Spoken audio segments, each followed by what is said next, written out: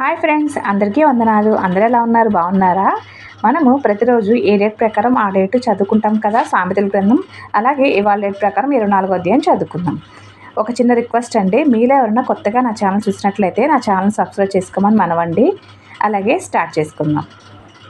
దుర్జనులను చూచి మచ్చరపడకము, వారి సహవాసము కోరుకుము. వారి హృదయము బలాత్కారం చేయు యోచించును, వారి పెదవులు కీడును గూర్చి మాట్లాడును. జ్ఞానము వలన ఇల్లు కట్టబడును, వివేచన వలన అది స్థిరపరచబడును. తెలివి చేత దాని గదులు విలువగల రమ్యమైన సర్వ సంపదలతో నింపబడును. జ్ఞానము గలవాడు బలవంతుడుగా నుండును, తెలివిగలవాడు శక్తిమంతుడుగా నుండును. వివేకము గల నాయకుడవై యుద్ధము చేయుము. ఆలోచన చెప్పువారు అనేకులుండుట రక్షణకరము. మూర్ఖుని జ్ఞానము అందదు.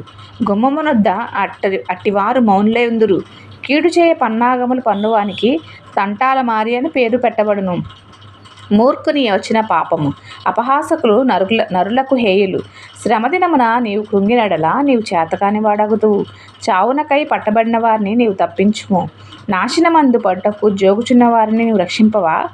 ఈ సంగతి మాకు తెలియదని నీవు అనుకునేడలా హృదయములను శోధించువాడు నీ మాటను గ్రహించును కదా. నిన్ను కనిపెట్టువాడు దాన్ని ఎరుగును కదా. నరులకు వారి వారి పనులను బట్టి ఆయన ప్రతీకారం చేయును కదా. నా కుమారుడా, తేనె త్రాగుము, అది రుచిగలదు కదా. తేనె పట్టు తినుము, అది నీ నాలుకకు తీపియే కదా. నీ ఆత్మకు జ్ఞానం అట్టిదని తెలుసుకొనుము. అది నీకు దొరికిన ఎడల ముందుకు నీకు మంచి గతి కలుగును. నీ ఆశ భంగం కానేరదు. భక్తిహీనుడా, నీతిమంతుని నివాసం వద్ద పొంచి ఉండకము, వాని విశ్రమ స్థలమును పాడు చేయకము. నీతిమంతుడు 7 మార్లు పడినను తిరిగి లేచును. ఆపత్కాలమునందు భక్తిహీనులు కూలుదురు. నీ శత్రువు పడినప్పుడు సంతోషింపకము, వాడు త్రొట్టిల్లినప్పుడు నీవు మనసును నిలసింపకము.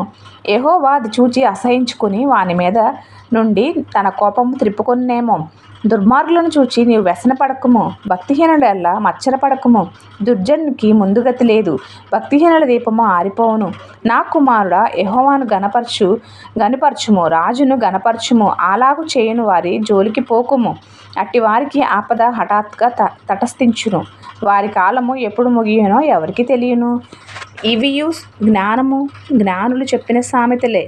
న్యాయము తీర్చుటలో పక్షపాతం చూపుట ధర్మము కాదు. నీ యందు దోషము లేదని దుష్టునితో చెప్పువాని ప్రజలు శపించుదురు. జనులు అట్టి వాని యందు అసహ్యపడుదురు. న్యాయముగా తీర్పు తీర్చు వారికి మేలు కలుగును. క్షేమకరమైన దీవెన అట్టి వారి మీదకు వచ్చును. సరియైన మాటలతో ప్రత్యుత్తరం ఇచ్చుట పెదవులతో ముద్దు పెట్టుకున్నట్లుండును. బయట నీ పని చక్క పెట్టుకొనుము, ముందుగా పొలములో దాన్ని సిద్ధపరచుము, తర్వాత ఇల్లు కట్టుకొనవచ్చును. నిన్నిమిత్తముగా నీ పొరుగువాని మీద సాక్ష్యం పలుకుము.